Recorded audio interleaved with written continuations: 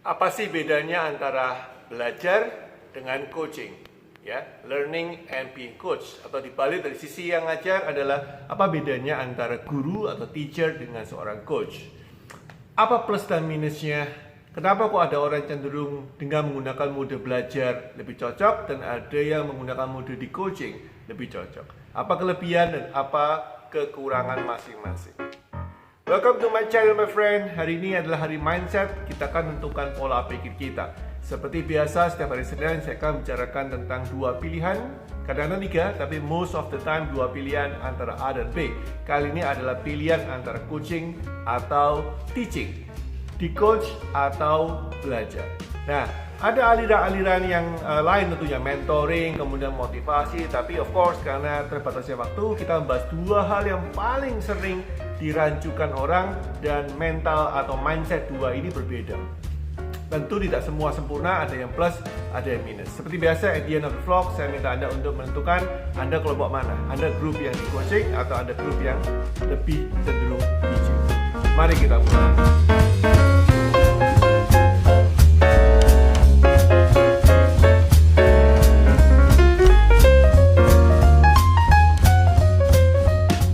Alright guys, so ini tidak berarti saya menggunakan istilah coaching dan teaching ini untuk membuat Anda memilih secara segregasi yang yang kaku gitu ya. Jadi kalau saya coaching, of course saya nggak teaching. Kalau saya kelompok teaching, saya nggak bisa di coaching. No.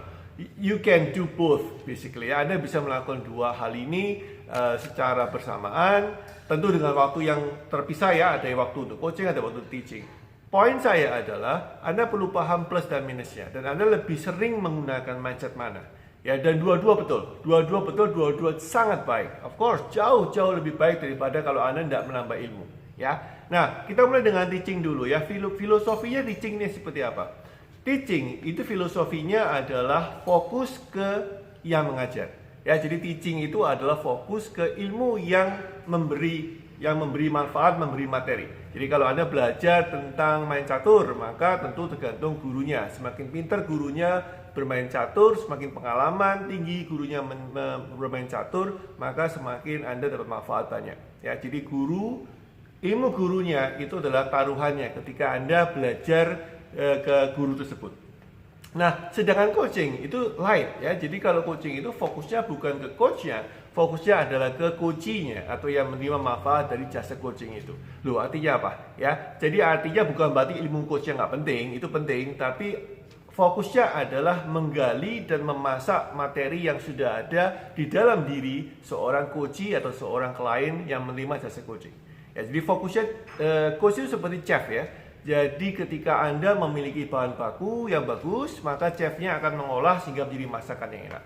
So, in a nutshell, dalam singkat, ketika saya menyingkatkan seperti ini ya. Jadi kalau guru itu 100% tergantung gurunya, dan 30-50% tergantung muridnya. Artinya apa?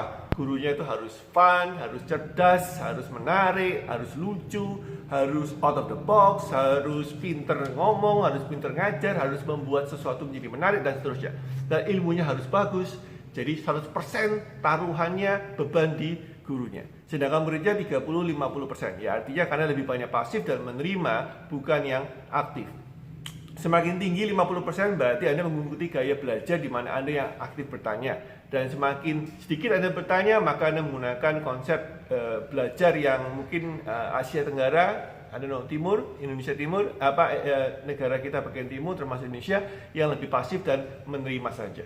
Ya, that's the whole concept. Itu adalah kenyataannya. Sedangkan coaching, kalau di materi kalau diprosentasekan, maka sebetulnya 100% tergantung muridnya atau coachingnya, dan 100% tergantung coachnya. Jadi dua-dua 200% gitu ya. Kenapa? Karena coachingnya 100% harus berpartisipasi. Coachingnya harus berpartisipasi 100%, mengikuti, kemudian berpikir, mengolah apa yang diketahui, kemudian mau menghadapi sesuatu yang gak nyaman, dan action yang lebih jelas. Sedangkan coachnya 100%, coachnya harus punya pengalaman dalam mengolah apa yang coachingnya punya.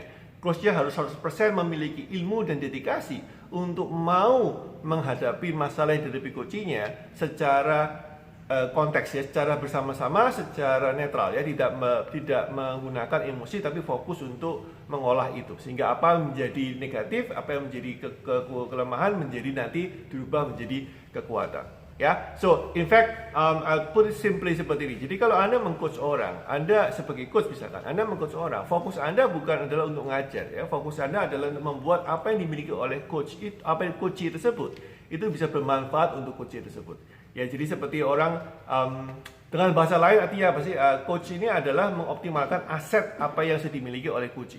Ya, termasuk juga meminimalisir liabilities atau kelemahan daripada coach tersebut. Ya, aset itu seperti apa? Ilmu, ya, kemudian waktu, kemudian kebiasaan, aset-aset yang sudah dimiliki ya, kemampuan yang sudah ada, mungkin sudah lupa bahwa dia bisa dan tidak dioptimalkan, tim dan segala macam ya. Sedangkan liabilities itu adalah ketakutan, kemalasan, ya, menunda. Itu semuanya akan diminimalisir oleh coach sehingga Anda bisa mengoptimalkan aset dan meminimalisir daripada liabilities atau beban di dalam yang akan membebani bisnis Anda. Well, bicara tentang aset waktu ya. Kemarin dulu saya mendengarkan, ini barusan ingat. Kemarin dulu saya mendengarkan satu cuplikan yang dinyatakan statement dari seorang influencer yang buat saya kena sekali. Beliau mengatakan ya, influencer ini sangat terkenal dan dia menyatakan seperti ini. Para pebisnis itu mimpi memiliki freedom of time. Semuanya kepingin punya freedom of time. Tapi barusan dikasih PSBB 2 bulan saja freedom of time, kemudian mereka mengeluh gitu ya. Mereka mengeluh, aku bingung mau ngapain, harus bagaimana, apa yang mesti saya lakukan. Saya dalam hati, lah ini maksud saya. Nah, ini adalah sebuah fenomena di mana kita terlalu sering menggunakan konsep teaching dan bukan coaching. Ya, teaching itu kan mendapatkan arahan, sedangkan coaching itu memberdayakan. So, you need to understand bahwa pada akhirnya seorang coach itu akan mampu memutuskan apa yang mesti dilakukan sendiri, dan pada akhirnya dia akan bisa menentukan apa yang mesti di-develop di dalam perusahaannya dengan menggunakan aset waktunya. Itu adalah hasil daripada coaching. Ya, so coaching ini 100% coachnya, 100% coachingnya. So combine is 100 times 100, 10,000. Ya, that's the power of coaching. Nah, hari ini saya bukan tentang promo coaching ya, dan saya bukan mengendorse coaching. Semua ada manfaatnya masing-masing. Alright, so mari kita masuk ke plus dan minus sehingga Anda bisa memutuskan Anda lebih dominan yang mana dan kapan Anda menggunakan dominasi coaching, kapan Anda menggunakan dominasi teaching. Both are good. Plus pertama, oke, kita menggunakan teaching dulu ya. Teaching, apa kelebihan ketika Anda menggunakan mental saya belajar? Ya, saya belajar bukan saya di coach ya. Mental atau mindset saya belajar lebih dominan. Plusnya adalah apa? Anda jadi pintar. Pasti jadi pintar. Anda banyak tahu, Anda banyak informasi, Anda banyak reference ya, dan Anda banyak hal-hal yang sifatnya Anda banyak aha moment. Oh iya ya, saya belum tahu itu. Dan otak Anda merasa dinina bubukan. Anda benar-benar merasa nikmat sekali karena tahu, knowing is very good. The sensation is good. You know, saya termasuk salah satu orang yang senang banget ya belajar hal baru, baca buku, dan knowing itu very very good. Yang pertama itu. Yang kedua, otak Anda terutama otak kiri Anda, logik, itu akan bermain sangat kuat sekali ya, bermain sangat kuat sekali. Terutama kalau Anda belajar melalui tatanan buku, karena Anda mesti mengerti susunannya, Anda mengerti logik berpikirnya, dan mengerti apa yang penulis ingin sampaikan. Ya, terutama kalau Anda membaca dari buku, maka otak Anda sangat kuat di runtut ya, sequence thinking, berpikir secara runtut. Itu kedua hal. Ada banyak lagi manfaatnya tentunya ya. Anda bisa mengaplikasikannya, Anda bisa belajar dan coba sesuatu yang baru. Tapi dua hal yang paling dominan, you're getting smarter and smarter, well informed. Yang kedua adalah your brain is getting so powerful, which is both, I love it. Apa kekurangannya daripada teaching? Belajar yang terlalu banyak itu memiliki kelemahan. Nomor satu adalah Anda akan addicted. Anda akan kecanduan belajar. Loh, kok jelek? Ini kok jelek coach? Ya, kecanduan belajar itu seperti ini ya. Jadi kalau Anda tidak mendapatkan informasi baru tambahan, yang terkini, yang terdepan, yang paling canggih, Anda merasa lumpuh, paralyzed. Anda merasa saya belum bisa melangkah coach kalau saya tidak dapat informasi yang paling jelas. Ini adalah salah satu pernyataan dari banyak klien kami. Dan saya bilang, no, you menggunakan mindset teaching di tempat coaching. Jadi kan tidak klop loh ya. Mindset teaching boleh nggak? Ya boleh, tapi di tempat belajar mengajar, bukan di coach ya. Jadi addicted to learning, ini negatifnya adalah Anda merasa harus dapat sesuatu dan ilmu tidak pernah habis. Itu good newsnya, tapi bad newsnya juga ilmu tidak pernah habis. So you want to get it more and more and more.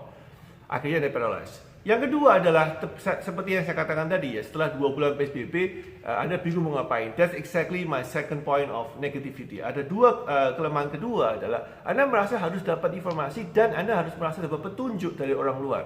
Bukan petunjuk dari dalam diri sendiri. Ya, you bukan self-motivated, tapi Anda mesti perlu diinformasikan oleh orang luar. Which is not good in the long term. In the short term mungkin oke, Anda bisa cari. Tapi in the long term, di mana Anda mesti independen, di mana Anda di bisnis, terutama di bisnis, Anda mesti benar-benar independen. Ya, Anda bisa menggerakkan diri sendiri.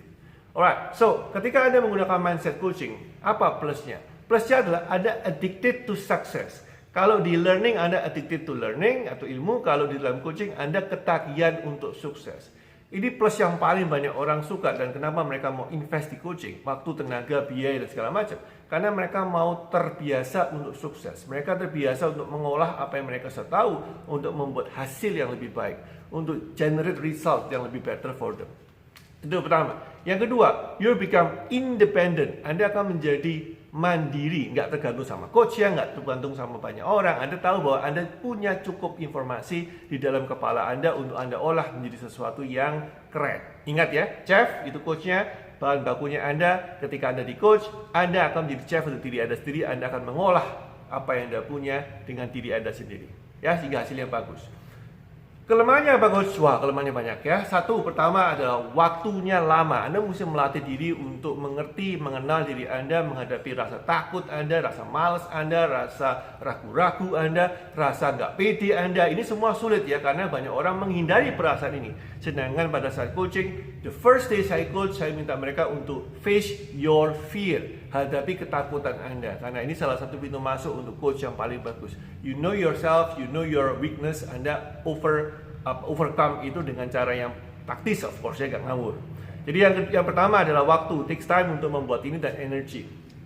Yang kedua adalah awareness. Anda mesti benar-benar sadar apa yang Anda inginkan. Nah, Anda biasanya fokus ke satu hal. Sedangkan kalau Anda belajar, Anda bisa banyak fokus. Misalkan Anda bisa belajar tentang online marketing, Anda bisa belajar tentang how to do referral, bagaimana membuat referral. Anda bisa belajar tentang bagaimana cara membuat makanan enak. Anda belajar tentang bagaimana menjadi chef, menjadi koki, menjadi penjahit. You can learn at the same time. Otak kita mampu sekali untuk belajar segitu banyak. Tapi ketika ada di coach, kelemahannya adalah you need to set a goal.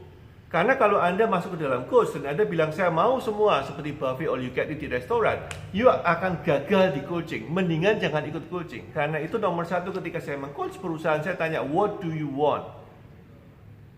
What do you want? Ini salah satu hal yang paling powerful, tapi sebagai coachee, sebagai klien, biasanya ini negatif. Karena biasanya memutuskan untuk pilih satu itu sulit ya, setengah mampus. Karena saya mau naikin omset, saya mau dapat profit, saya mau kaya raya, saya mau bahagia. Ya. It's not possible to get all of them, but step by step, one after another. So that's it guys, semoga nggak kepanjangan vlog saya kali ini. Coaching and teaching itu bedanya. It's time for you to choose apakah Anda masuk golongan coaching atau teaching. Mindset mana Anda sering pakai untuk lebih baik di perusahaan.